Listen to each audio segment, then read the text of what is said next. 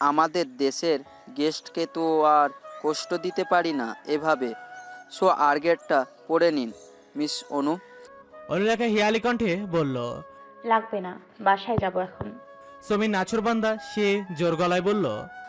Aunty আপনার দায়িত্বও কিছুক্ষণের জন্যে দিয়েছেন আমাকে, সো আমার কথা সব শুনতে হবে। এটা কতক্ষণ? অনুলেখা বিরক্ত হলো, তবুও সে নীল জ্যাকেটটা কিন্তু গায়ে জড়ালো না। অনু জ্যাকেটটা হাতে নিতেই মহাখুশি সমীর। এরই মাঝে অনুলেখা মুঠোফোন বেজে ওঠে। অর্ণব অনুকে একটা সিম কিনে দিয়েছে, সেটা আপাতত অনুর ফোনে। অনু ফোন রিসিভ করে কানে ধরতেই ওপাশ থেকে ভেসে আসলো আনেত্তার ভয়ার্ত কণ্ঠ। অনু ডিয়ার, এক্ষুনি বাড়ি আসো, তোমার সাথে জরুরি কথা আছে আমার। অনুলেখা হক চকালো। কি হলো ভাবি, সবাই ঠিক আছে তো? আনেত্তা বলল।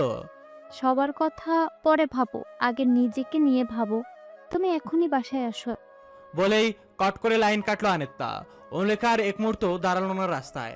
সে হনহন করে বাসার উদ্দেশ্যে রওনা দিল। আকাশ জুড়ে অন্ধকার নেমে এসেছে। অনু আর সমীর বাড়ি পৌঁছালো ঠিক সন্ধ্যা 6টার দিকে। অনুলেখা বাসায় এসে সর্বপ্রথম আনেত্তার রুমে গেল। আনেত্তার রুম পুরো অন্ধকার। অনু সাবধানে সুইচ চেপে লাইট ধরালো ঘরের। আনেত্তা শুয়েছিল বিছানায়। অনুকে দেখে আনেত্তা নড়ে উঠল। ভয়ার্ত অর্ধ নিমলিত চোখে দেখলো অনু এসে তার পাশে বসলো। সবকিছু ঠিক আছে ভাবি? কোনো কিছু ঠিক নেই অনুলেখা, তুমি ভুল করছো। ভারী কণ্ঠে বলল আনেত্তা কোনো রকমে। অনুলেখা কিছুটা অপ্রস্তুত হয়ে যায় আনেত্তার এহেন প্রশ্নে। কি করেছি আমি?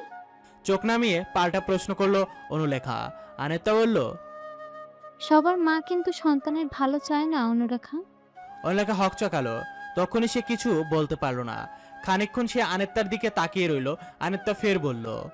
সারা জীবন কিন্তু মা বাবা পাশে থাকবে না, কিন্তু শেষ বয়সে তোমার সঙ্গী হবে তোমার স্বামী, যাকে তুমি ভালোবাসো। অনুবিস্মিত আনেত্তা শীতল গলায় বলল। দেখো বোন আমার, সব মা বাবা যেমন খারাপ হয় না, তেমনি কিছু কিছু মা বাবাও নিজের স্বার্থের জন্য সন্তানের ভালোটাকেও জোর করে ত্যাগ করাতে দুবার ভাবে না। আমি বলছি না তোমার মা খারাপ, কিন্তু আবার এটাও না যে তোমার মা ভালো, উনি কিন্তু তোমার ভালো চায় না। অনুলেখা এবার একটু ভাবলো, কেন সবাই বলে তার মা তার ভালো চায় না। এটা ভিতর থেকে ভাবিয়ে তুলছে অনুলেখাকে। সত্যি কি তার মা তার ভালো চায় না? কথাটা ভেবে আবার চমকে ওঠে সে। না, তার মা তাকে আদর যত্ন করে বড় করে তুলেছে, সে মা কি করে তার খারাপ চাইবে? অনুলেখা বলল রুষ্ট স্বরে। কি হয়েছে তা খুলে বলো।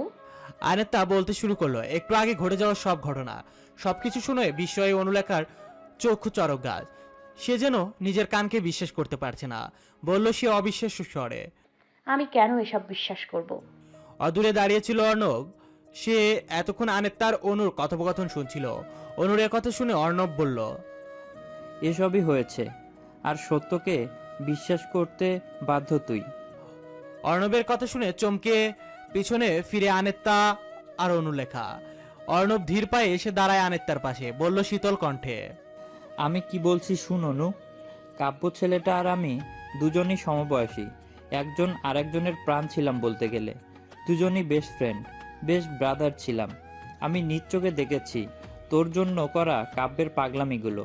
তখন তো ছোট ছিল, এখন বড় হয়েছে, ম্যাচিউর হয়েছে, তাই হয়তো সবার সামনে এখন আর তোর চলে যাওয়াতে পাগলামি করছে না, নিজেকে নিজেই ঘরবন্দি করে রেখেছে।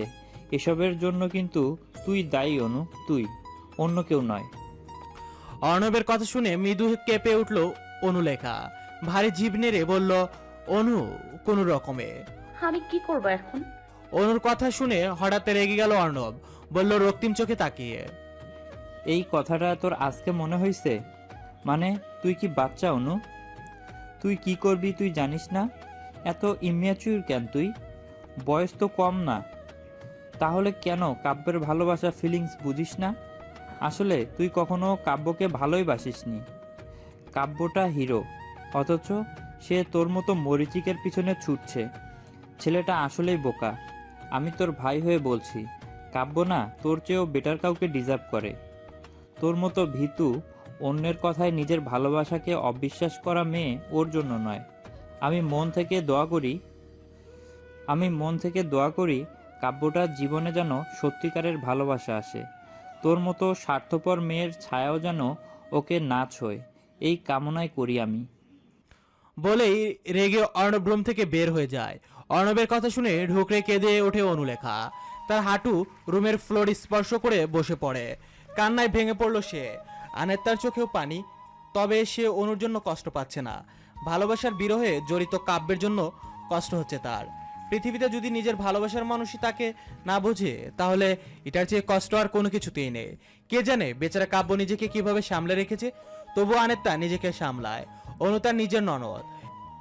এখন তার ননদ যেহেতু ভুল পথে আছে, তাহলে তাকেই অনুকে সঠিক পথে ফিরিয়ে আনতে হবে। চোখে আঙুল দিয়ে দেখিয়ে দিতে হবে সত্যিকারের ভালোবাসা কি তা। আনেত্তা অনুলেখার ঘাড়ে স্পর্শ করে। অনুলেখা চকিতে ফিরে চায় আনেত্তার দিকে। অনুলেখা আনেত্তাকে জড়িয়ে ধরে কান্নায় ভেঙে পড়ে। আনেত্তা অনুকে নিজের সাথে আগলে নিয়ে বলল, কাঁদে না ডিয়ার, তুমি ভুল করেছো, সেজন্য তোমাকে তোমার ভাইয়া বকেছে। তোমাকে বকার অধিকার আছে তোমার ভাইয়ার, কারণ তুমি ভুল করেছো। তাই এসব ভেবে কষ্ট পেতে হবে না। অনুলেখা চোখ মুছে তাকালো আনেত্তার দিকে, বলল কঠোর কণ্ঠে, অনেক তো হলো সবার নাটক, এবার হবে আমার আসল খেলা। আমি মিসেস শিকদারকে দেখিয়ে দিব মিথ্যে বলে ভালোবাসাকে আটকে রাখা যায় না। উনি বারবার মিথ্যা কথা বলে যে হৃদয় ভেঙেছে, সেই হৃদয়ে এখন লেখা হবে পূর্ণতার গল্প। আমার এই ভেঙে চূর্ণ বিচূর্ণ হয়ে যাওয়া মনটাই সাক্ষী হবে নতুন এক ভালোবাসার। কেউ আর আটকাতে পারবে না।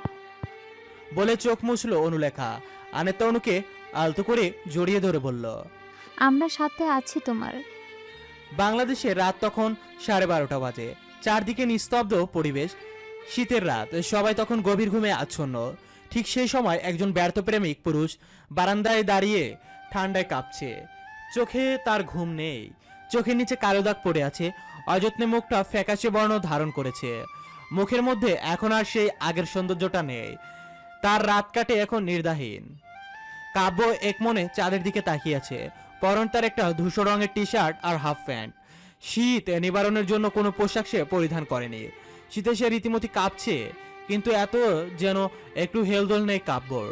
কাব্য চাঁদের দিকে তাচ্ছিল্য ভরা নয়নে চেয়ে বলল, আমার প্রেয়সী, ঠিক তোর মতো চাঁদ। তুই যেমন দূর থেকে সবাইকে আলো ভালোবাসা ছড়িয়ে দিস, কিন্তু তোকে ছুঁয়ে দেখা যায় না, জড়িয়ে ধরা যায় না, তীব্র মন খারাপে তোকে কাছে পাওয়া যায় না, ঠিক তেমনি আমার প্রেয়সীও দূর থেকে আমার মাঝে ভালোবাসা ছড়িয়ে দিয়ে অদৃশ্য হয়ে গেছে। তাকে ছোঁয়ার সাধ্য নেই যে আমার। কে জানে কাব্যের দুঃখের কথাগুলো আদৌ চাঁদের কাছে গিয়ে পৌঁছেছে কিনা, কিন্তু মনে হলো যেন চারটা কাব্যের দুঃখের কথাগুলো বুঝতে পেরেছে। চারটা বিলীন হয়ে যাচ্ছে, হারিয়ে যাচ্ছে মেঘের আস্তরণের মাঝে। কাব্য তখনও আকাশের দিকে একদৃষ্টিতে তাকিয়ে বলল সে, না না, তুই আবার ভাবিস না আমি অনুকে আবার গিয়ে জোর করে ধরে বেঁধে রাখবো নিজের কাছে। অনু এখন মুক্ত পাখি। সে যদি আমার আকাশে উঠতে চায়, তো তখনই আমি তাকে আমার করার স্বপ্ন দেখব, নয়তো না। আমি আর তাকে ফিরে পেতে চাই না, আর স্মৃতি নিয়ে বেঁচে থাকতে চাই। আমাদের দুজনের মিলন, তা তো অসাধ্য সাধন। বলতে বলতে কাব্যর চোখ বেয়ে নোনা জল গড়িয়ে পড়ে। কর্কশ শব্দে অ্যালার্ম বাজছিল। রৌদ্রোজ্জ্বল এক নরম ভোর তখন অর্ণবদের বাড়ির দরজায় কড়া নাড়ছিল। অনুলেখা বিরক্ত হয়। কোনো মতে হাতরে ফোনটা নিয়ে অ্যালার্ম বন্ধ করে সে। জানালার পর্দা সরানো। সকালের নরম রোদ তখন জানালা ভেদ করে অনুলেখার রুমে উকি মারছে। পাখিরা কিচিরমিচির শব্দে ডাকছে গাছে বসে। অনুলেখার আর ঘুম হলো না। সে উঠে ফ্রেশ হয়ে নেয়। কালকে রাতে সে ঘুমাতে পারেনি। সারা রাত কাব্যের জন্যই কেঁদেছে। কাব্যের কথা ভেবেই পার করেছে সারাটা রাত। কে জানে কাব্যটা এখন কেমন আছে। অনুর ভোর রাতে চোখটা সামান্য লেগে এসেছে। এখন আবার সকাল সকাল মায়ের অত্যাচারে তাকে উঠে পড়তে হলো। অনুলেখা ফ্রেশ হয়ে কিচেনে যায়। নিমু শিকদার নিজের রুমে, আর আনেত্তা কিচেনে। অনু কিচেনে এসে আনেত্তার পিছনে দাঁড়ায়। আনেত্তা অনুলেখার উপস্থিতি বুঝতে পেরে মিষ্টি হেসে শোধালো, ঘুম ভাঙলো আমার মহারানী? প্রশ্নটা করলো ঠিকই। আনেত্তা কিছু বুঝতে পেরেছে তার ননদিনীর যে রাতে ঘুম হয়নি এসব নানান দুশ্চিন্তার ফলে। পরিবেশটা স্বাভাবিক করার জন্য আনেত্তা দুষ্ট হেসে বলল, তোমার উনির চিন্তায় ঘুম হয়নি বুঝি? আনেত্তা কথাটি আনুকে আড়ষ্ট করে তুলল। তার চোখ মুখে লজ্জার আভাস স্পষ্ট। অনু বলল নিজেকে সামলিয়ে, আদৌ সব কিছু ঠিক হবে ভাবি? আমি তো ভারী অন্যায় করে ফেলেছি। এরপরেও কি উনি আমাকে ক্ষমা করবেন? আমি তো ক্ষমার অযোগ্য। ভালোবাসার মানুষটির হাত মাঝপথেই ছেড়ে দিয়েছি কিছু মিথ্যেবাদী মানুষের কথা বিশ্বাস করে। আনেত্তা হকচকিয়ে যায় অনুর কথা শুনে। সে অনুকে সান্ত্বনা দিয়ে বলল, ভেবো না ডিয়ার, যে তোমাকে ভালোবেসে সে অন্তত তোমাকে ভুল বুঝবে না। সে নিশ্চয়ই তোমাকে ক্ষমা করে বুকে টেনে নেবে। তুমি শুধু একবার ওনার সাথে দেখা করে সবকিছু ঠিক করে নাও। অবহেলা করো না ছেলেটাকে, না হলে তুমি সুখী হবে না অনু। ছেলেটার অভিশাপ তো লাগতেও পারে। অনুলেখা বাধা দিয়ে বলল, এমন করে বলো না ভাবি। আমি তো ওনাকে ভালোবাসি, কিন্তু আমি তো একটা ভুল করে ফেলেছি। আনেত্তা চোখ তুলে চাইলো ওর দিকে। অনু তা দেখে আমতা আমতা করে বলল। ডিভোর্স দিলাম যে ওনাকে। আনেত্তা আহত চোখে চাইলো অনুর দিকে, বলল অসহায় কণ্ঠে, তুমি প্লিজ কাব্যর সাথে যোগাযোগ করো, দেশে ফিরে যাও অনু। তোমার নিজের ভালোটা বুঝো এবার। আম্মুকে বললো যে তুমি কাব্যকে ভালোবাসো। উনি কোনো বাহানা দিলেও একদম শুনবে না বলে দিলাম। অনুলেখা বাধ্য মেয়ের মতো মাথা নাড়ে। দুজন নানান গল্পে মেতে ওঠে। তারপর আড়াল হতে একটা ছায়া সরে যায় সতর্কের সাথে। নিমু শিকদার আড়ালেই লুকিয়েছিলেন। অনু আর আনেত্তার কথা শুনে হতভম্ব নিমু শিকদার। তিনি তড়িঘড়ি করে অনুর রুমে যায়। অনুলেখার ব্যাগপত্র হাতিয়ে বের করে ওর পাসপোর্ট, তারপর সেটা লুকিয়ে নিয়ে যায় নিজের রুমে নিমু শিকদার। পরদিন রাত ঠিক 2টো বাজে ঘুম ভেঙে যায় কাব্যের। শীতে রীতিমতো কাঁপছে সে। আড়মোড়া ভেঙে চোখ মেলে চাইতে অবাক হয় কাব্য। সে অনুর কথা ভাবতে ভাবতে কখন যে ডিভানে ঘুমিয়ে পড়েছে সেটা বুঝতেই পারছে না। গায়ে কম্বল নেই দেখে শীতে ঘুম ভেঙে যায় তার। কাব্য উঠে গায়ে জ্যাকেট জড়িয়ে ছাদের দিকে যায়। পুরো বাড়ির লোকজন তখন ঘুমের দেশে হারিয়ে গেছে। পুরো বাড়ি অন্ধকার। কাব্য ফোনের টর্চ অন করে টলমল পায়ে হেঁটে ছাদে আসে। চারপাশ কুয়াশার জন্য কিছু দেখা যাচ্ছে না। আকাশে চাঁদের আবছা আলো ঝলমল করছে। চারপাশে একদম নীরব, শুধু হাওয়া চলচলের শব্দ আর মাঝরাতে দূর হতে দু এক শিয়ালের ডাক ভেসে আসছে। জমাট বাঁধা অন্ধকারের উপর সাদা কুয়াশা আঠার মতো লেগে আছে। কাব্য রেলিং এর উপর দাঁড়িয়ে উঠে দাঁড়ায়। মনে মনে সে অনেক বড় একটা সিদ্ধান্ত নিয়ে নিয়েছে। সে আর বেঁচে থাকতে চায় না অনুলেখাবিহীন এই দেশে। যখন থেকে সে বুঝতে পেরেছে অনুলেখা আর তার নেই, ঠিক তখন থেকে বেঁচে থাকার সব ইচ্ছে মরে গেছে কাব্যের। সে কি এই দুনিয়াতে খুব বেশি কিছু চেয়েছিল? শুধু তো চেয়েছিল অনুলেখাকে নিয়ে একটু বাঁচতে। এটা কি খুব বড় চাওয়া? না না, সে আর বেঁচে থাকতে চায় না এখানে। কাব্য রেলিং এর উপর তখনও দাঁড়িয়ে। সেসব ভাবতে ভাবতে এক পা বাহিরের দিকে বাড়িয়ে দিতে যাবে, ঠিক তখনই আচমকা এক রূপসী অষ্টাদশী কন্যা এসে দাঁড়ালো তার পাশে।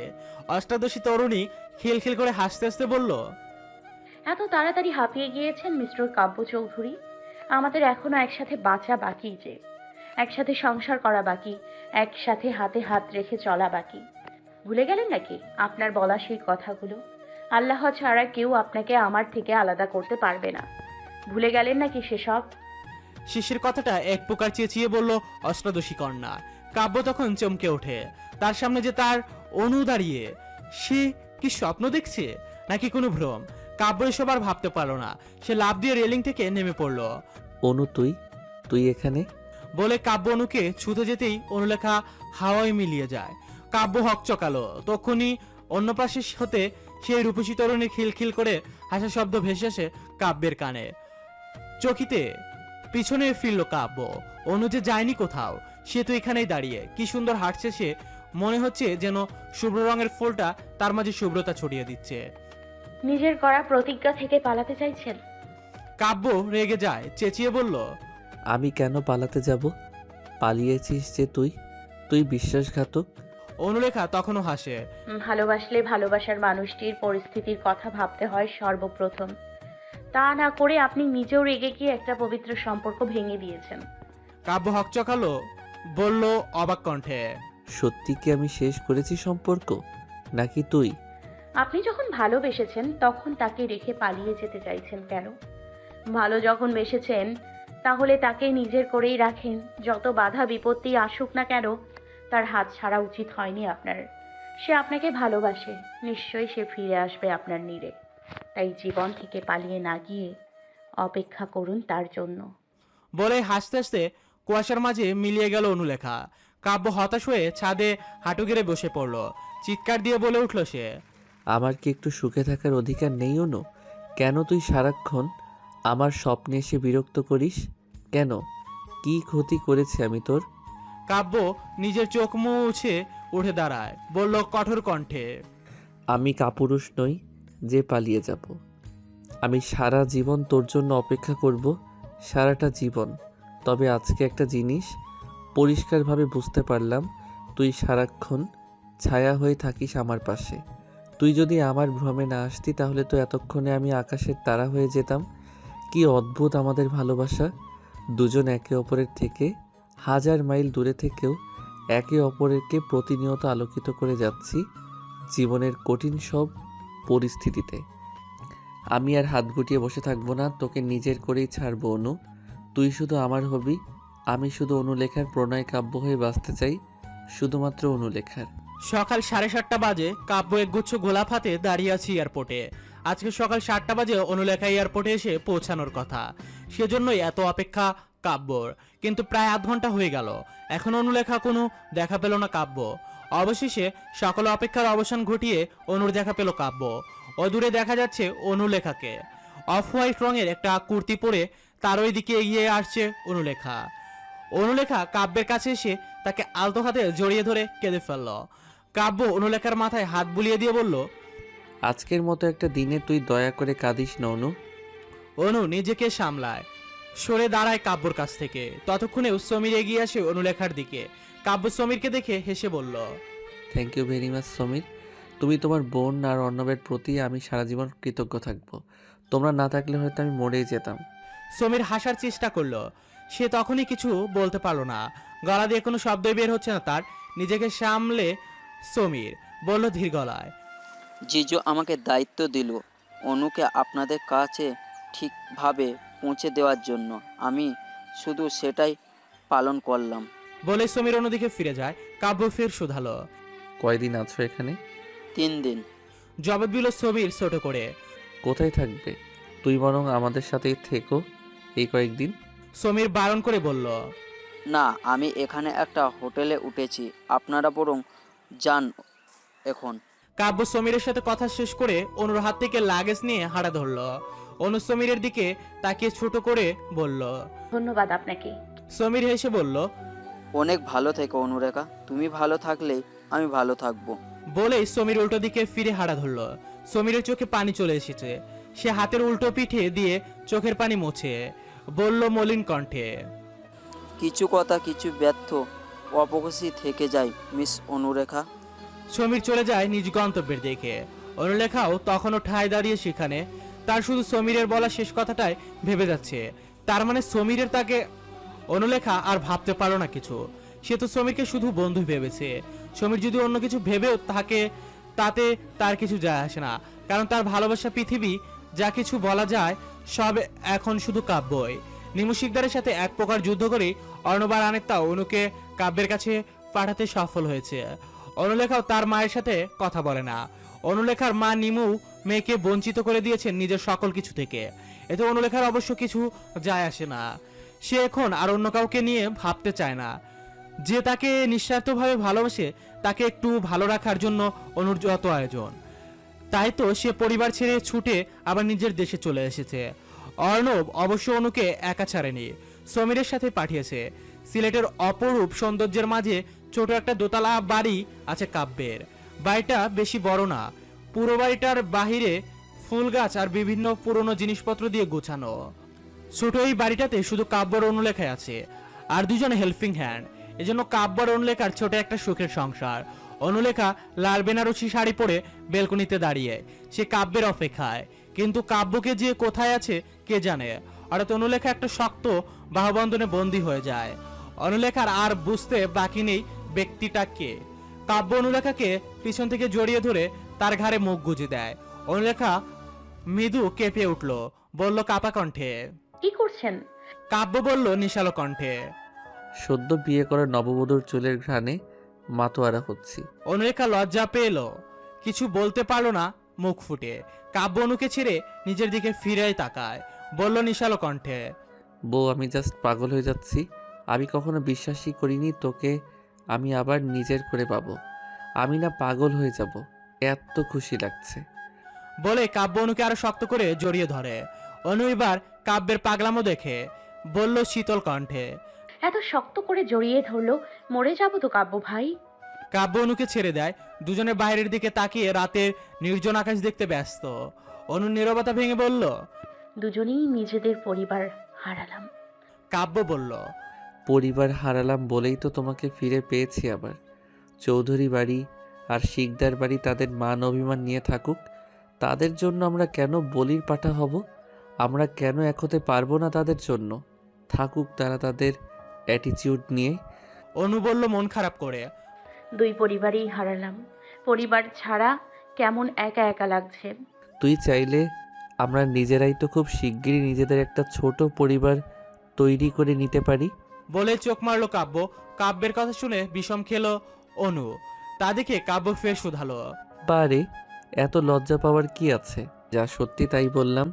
যাই হোক বউ, চলো রুমে যাই, আজকে রাতটা শুধু তোর আর আমার। বলে কাব্য অনুর হাত ধরে টেনে রুমে নিয়ে যেতে চায়।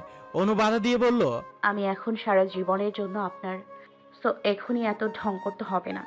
থাকি না এখানে কিছুক্ষণ। কাব্য বলল মন খারাপ করে। বাচ্চাদের পড়ালেখার দেরি হয়ে যাবে তো বউ। অনুলেখা এবার রেগে যায়, বলল রাগী কণ্ঠে। থামবেন আপনি? কাব্য বলল বাধ্য ছেলের মতো। তুই যা বলবি তাই হবে। আমি আবার অতিরিক্ত বউভক্ত হব। আমি বউয়ের সব কথা শুনবো। আবার তোকে আমি যখন ভালোবাসতে বলবো তখনই। কাব্য আর কিছু বলতে পারলো না। তার আগে অনুলেখা কাব্যের ঠোঁটজোড়া নিজের দখলে নিয়ে নেয়। অনুলেখার কাজে হতভম্ব কাব্য। পরক্ষণে কাব্য অনুর কোমরে জড়িয়ে ধরে নিজের কাছে নিয়ে আসে। মেতে ওঠে দুজনে ভালোবাসার আস্তরণে একটা গম্ভীর চুম্বনে।